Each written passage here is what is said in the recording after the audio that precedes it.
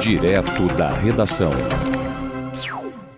A você que declara imposto de renda pessoa física, muita atenção, porque segunda-feira começa as declarações. A Receita Federal começa a receber na segunda-feira as declarações de imposto de renda. Você vai conferir as informações da reportagem Fabiana Sampaio. A Receita Federal começa a receber a declaração do Imposto de Renda 2025 na próxima segunda-feira, dia 17, a partir das 8 horas da manhã. O prazo final para envio das informações termina no dia 30 de maio. A partir das 9 horas da manhã desta quinta-feira, já será possível baixar o programa gerador da declaração no site da Receita e preencher as informações. No entanto, para quem costuma fazer a declaração online e utiliza a declaração pré-preenchida, vai precisar aguardar até o dia 1º de abril, quando a Receita vai liberar a nova versão do programa Meu Imposto de Renda, que permite o preenchimento pelo navegador ou celular. Lembrando que aquelas pessoas que em 2024 operaram em bolsa de valores, tiveram um ganho de capital ou rendimentos de atividade rural, venda de imóvel, precisam declarar essas informações no programa antigo, baixado no computador. O subsecretário de Gestão Corporativa, auditor fiscal Juliano Neves, explicou o motivo do atraso na disponibilização da declaração pré-preenchida. O melhor era ser lançado tudo junto, não tem a menor dúvida. Mas, infelizmente, não foi possível. Tínhamos dificuldades internas que impediram que isso acontecesse. Certo? O que a gente está tentando fazer é que, à medida que algum dos dados forem disponíveis, que isso já fique apto ao cidadão utilizar. Mas não foi o que a gente gostaria e foi por questões de dificuldades internas. Para este ano, fica obrigado a declarar o imposto de renda quem recebeu rendimentos tributáveis acima de R$ 33.888 no ano passado. Aqueles que tiveram receita bruta da atividade rural acima de R$ 169.440 também são obrigados a declarar. Um critério novo de obrigatoriedade foi incluído por lei para pessoas que fizeram atualização de valor do imóvel e tiveram que fazer o recolhimento do ganho de capital em dezembro do ano passado. Outra novidade para este ano é que quem teve rendimento de aplicações financeiras e dividendos no exterior também passam a declarar o imposto anual. As demais obrigatoriedades foram mantidas. A declaração pré-preenchida deste ano também vai trazer as contas bancárias que o contribuinte tenha no exterior. O auditor fiscal responsável pelo programa do Imposto de Renda 2025, José Carlos da Fonseca, explicou o que fazer com essa informação. Nós vamos identificar aquelas pessoas que não declaram essas contas e vamos colocar lá como um lembrete. Às vezes você foi lá fora, o seu investidor que tem uma conta num banco americano e não declara aquilo. Se você declara, a gente não vai fazer nada, mas se você não declara, a gente vai gerar um bem novo chamado conta bancária. Essas informações podem estar erradas? Podem. Como qualquer informação da pré-preenchida pode ter algum erro. Se aquela conta não pertence a você, exclua aquilo dali. Se aquela conta pertence a você, é importante que você informe os valores, os saldos que precisam ser atualizados ali. A Receita espera receber 46.200.000 declarações este ano. A primeira cota para quem terá que pagar imposto vai vencer no dia 30 de maio, junto com o término da declaração do imposto de renda. As outras cotas sempre no último dia útil de cada mês. O primeiro lote de restituição também vai ser pago no último dia de entrega da declaração. O primeiro e o segundo lote alcançam aquelas pessoas que têm prioridades legais. Depois delas, quem optou por entregar a declaração pré-preenchida e restituição por Pix também vai ser priorizado nos primeiros lotes. É possível acompanhar o processamento da declaração pelo aplicativo da Receita Federal. Da Rádio Nacional no Rio de Janeiro, Fabiana Sampaio. Você pode deduzir muitas despesas no imposto de renda, com saúde, com odontólogos. Tem as regras certinhas que o seu contador vai saber. E tem gente que nem utiliza o trabalho de contador para fazer as declarações de imposto de renda. Já faz todo ano, já tem o formulário previamente lá e faz tudo certinho. Mas é interessante você não deixar essas declarações do imposto de renda para a última hora e você, antes de declarar, saber certinho quais são as regras que estão vigorando para esse ano e que não são muito diferentes do ano passado. O governo está tentando elevar o teto de dedução do imposto de renda, ou de dedução não, perdão, o teto de declaração de imposto de renda para o mínimo, acho que 5 ou 6 mil reais, 5 mil reais. Não conseguiu, porque a reforma tributária ainda não foi praticamente aprovada. A expectativa é de que seja votada, consolidada agora, no segundo semestre de 2025. No segundo semestre agora, de março, perdão, na segunda quinzena de março. Isso é o que se espera na próxima semana, que seja votado o orçamento de 2025 no Congresso Nacional e que seja votado também essa questão da reforma tributária e isso seja consolidado. Mas o governo tenta, eu não sei se consegue para esse ano, impossível. Se conseguir votar nesse ano, vai vigorar no ano que vem, porque todas as medidas, todas as leis tributárias que elas são votadas, elas vigoram no ano seguinte. Ela não vigora no mesmo exercício fiscal. Então o governo que está meio que essa votação no Congresso ela está meio que emperrada. E você vai entender agora, vamos assim detalhar melhor essa questão da declaração do imposto de renda, que começa segunda-feira, você preste um pouco atenção aí para você ficar informado certinho.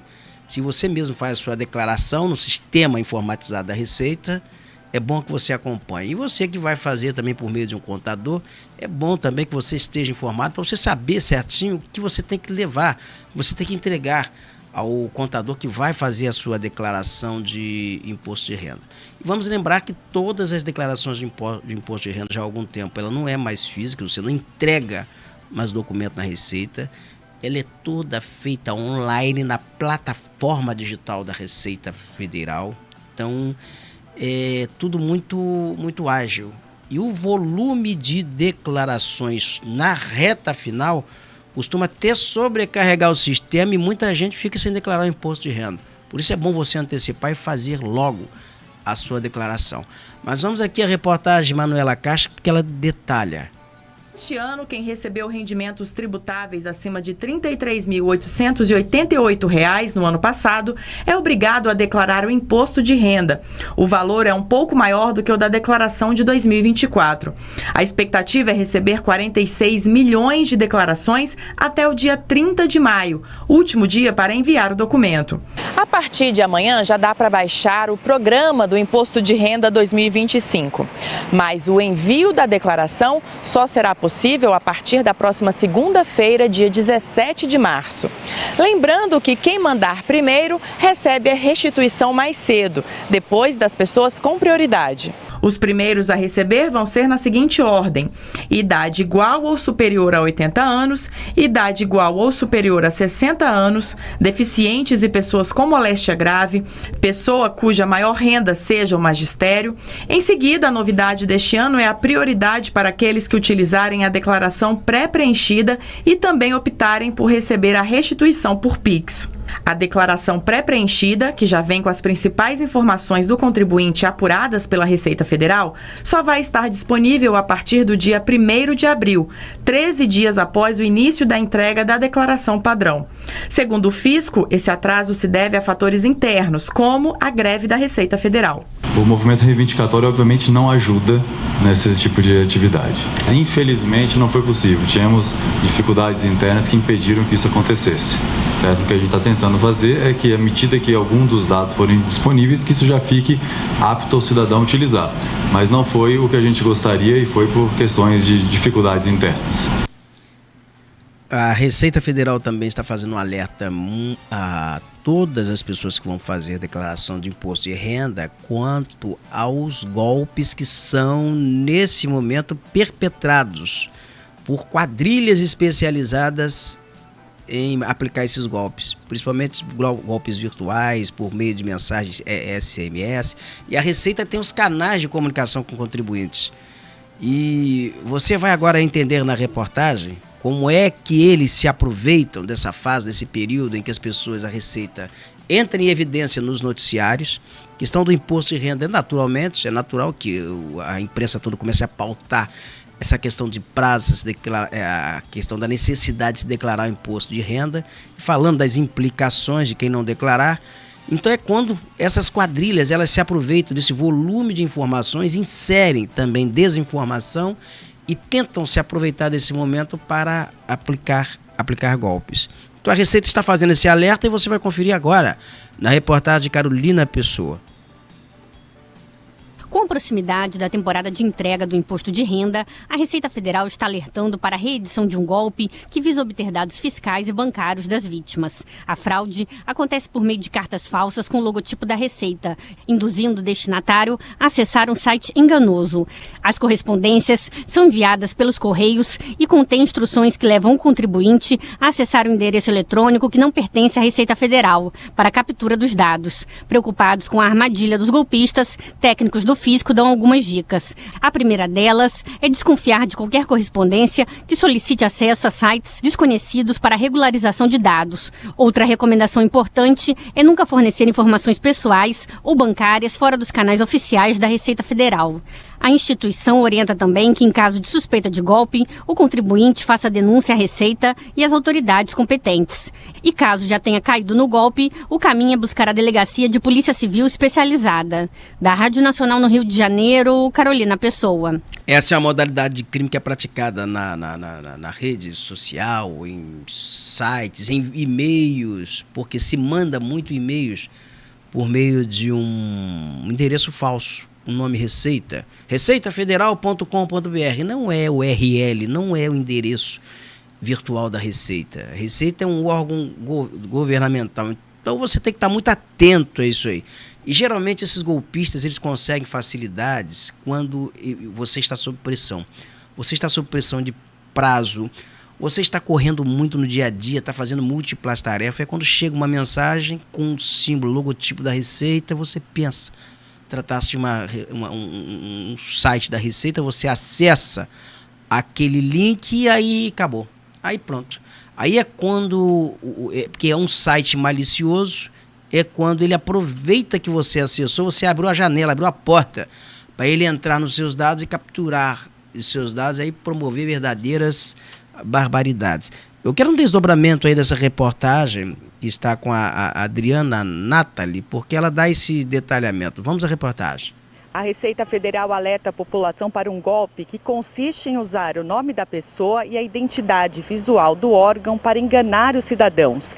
Criminosos aproveitam que o nome da Receita Federal está em evidência na imprensa, nas redes sociais e nos grupos de mensagens e enviam cartas fraudulentas com o título Intimação para a regularização de dados cadastrais, com o logotipo da Receita Federal. Essas cartas contêm instruções para que o contribuinte acesse um endereço eletrônico que não pertence à Receita, com o objetivo de obter dados fiscais e bancários das vítimas. Para se proteger, as pessoas devem desconfiar de qualquer correspondência que solicite acesso a sites desconhecidos para a regularização de dados e nunca devem fornecer informações pessoais ou bancárias fora dos canais oficiais da Receita Federal. Para consultas, regularizações e alterações cadastrais, o contribuinte deve usar somente o site oficial da Receita Federal, que é o www.gov.br/Receita Federal. A Eliane Vitorino, que é a nossa telespectadora aqui, ela destaca que os golpistas eles utilizam também o sistema de mensagem por celular, por smartphone, o SMS. E muitas vezes eles tentam esses contatos, eles tentam aplicar esses golpes por aí. Há pouco tempo foi a Lúcia de Cardoso Moreira, ela me enviou uma imagem produzida por meio de inteligência artificial, que era a imagem do ministro da Fazenda, Fernando Haddad, falando ali sobre a questão de Pix e pedindo dados, falando como as pessoas deveriam se proceder. E ela me ligou, mandou o vídeo perguntando, olha, para renegociar dívida, um abatimento tal, teria que pagar a R$60 de entrada, pedindo coisa assim. Quando eu olhei, eu logo identifiquei, isso aqui é imagem produzida por inteligência artificial. E imita assim, a boca, os gestos, a voz, faz tudo inteligência artificial, consegue fazer isso, consegue passar o visual e a voz idêntica. E ela estava predisposta a fazer a negociação e pagar R$60. E ela me falava, Roberto, só me esclarece se isso é verdade, porque eu não gostaria de perder mais dinheiro. Ela já foi vítima de golpistas. Na mesma hora eu falei, Lúcia, esquece, deleta isso é produzido por inteligência artificial, isso é golpe. agradeceu e saiu fora. Naquele golpe, naquele momento ali, ela não caiu. Mas muita gente, como a Lúcia, lá de Cardoso Moreira, cai nesse tipo de golpe. E a golpe aplicado é contra o cidadão comum, é contra o contribuinte, é contra bancos. Para se ter uma ideia, você vai agora ver uma informação, o quanto esses golpes causam de prejuízos no sistema bancário. Os prejuízos por fraudes e golpes, eles chegam, segundo os bancos, a 10 bilhões. Eu vou repetir o número aqui. Esses golpes, os prejuízos que eles provocam, chegam ao patamar de 10 bilhões de reais.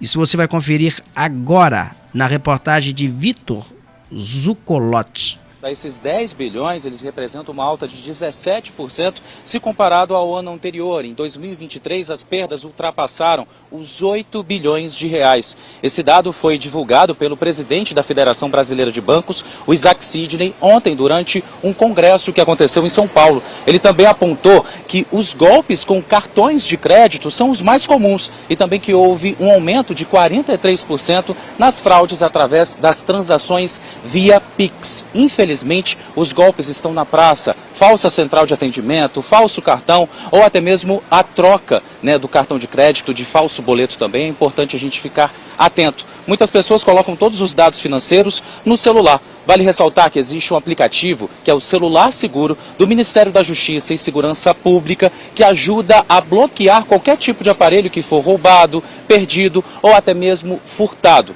A partir de então, a pessoa tem todos os dados preservados com esse bloqueio. É uma dica aí também que fica para o pessoal de casa para se armar contra pessoas que infelizmente aplicam esses golpes financeiros.